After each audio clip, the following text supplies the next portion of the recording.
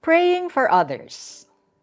A Christian named Mary loves to pray for other people. Ikaw din ba?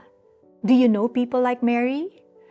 Lahat tayo ay may mga bold prayers. In his letter to the Colossians, the Apostle Paul mentioned a man named Epaphras. Siguro hindi gaanong familiar sa marami ang kanyang pangalan, pero ang ganda ng nasabi ni Paul tungkol sa kanya.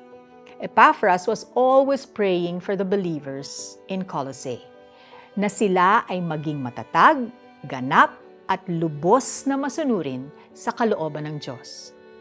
People who pray for us are God's gift. God is looking for people whom He can use to pray in faith. Just like Epaphras of the New Testament, who was called to intercede for the people God placed in his life, you and I can also pray fervently for others. When we allow ourselves to be used by God, something beautiful happens. In the moments we pray for others, God is also comforting us in ways beyond explanation.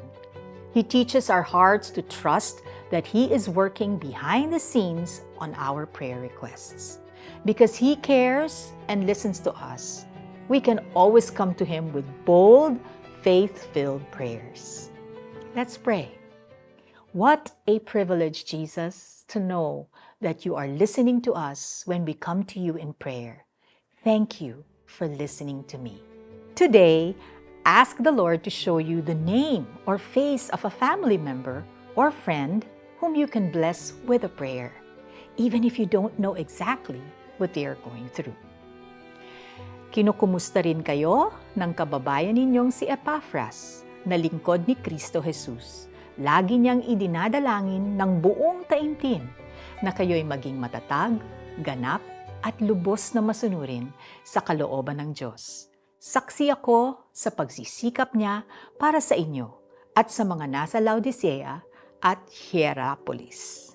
Mga taga-Colosas chapter 4, verse 12 to 13.